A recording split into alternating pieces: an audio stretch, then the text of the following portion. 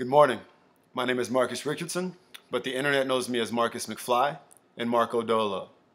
I'm a freelance creative director, videographer, and filmmaker.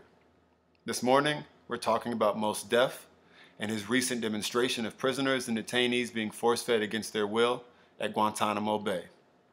I guess let's start this conversation by talking about YouTube.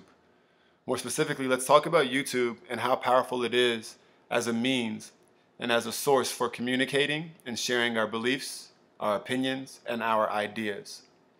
I guess in order to really talk about this Mos Def video, we have to talk about who we are and how we are as a society and as a culture. I guess I can speak directly for my generation. We are this generation of people who have this insatiable thirst for knowledge and information. But we want that thirst to be fulfilled with the option of choosing to do something with the information or doing nothing at all.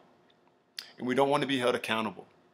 We want to know what's going on, and we want to know that we can either do something about it should we want to, or totally walk away from it. I think that's what makes YouTube so powerful. It's barely censored, if censored at all. We get an unadulterated view of what's really going on in the world, and we can look at our moral compass and search within and ask ourselves, what are we going to do about it? You're one of two people right now. You've either just watched the Mos Def video of him demonstrating what happens at Guantanamo Bay with the force feeding, or you're preparing to watch this video of Mos Def demonstrating what happens at Guantanamo Bay. And I can tell you this without ruining the video for you, it's completely polarizing. You either sympathize with Mos Def and with these detainees, or you're completely against the visual as a whole. You won't be stuck in the middle.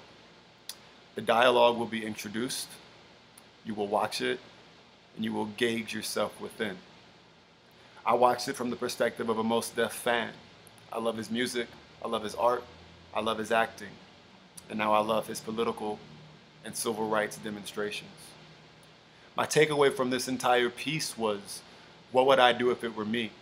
As a young Muslim male, as a young black male, as a young American male?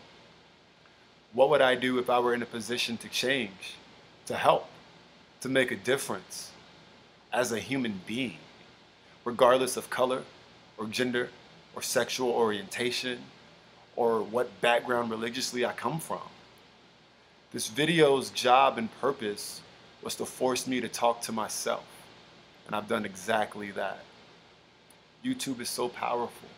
This is a visual that will never air on television for fear of what it may do or what it may incite.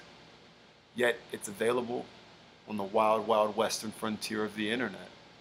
It speaks volumes as to where we are and who we are. Kudos to Mos Def.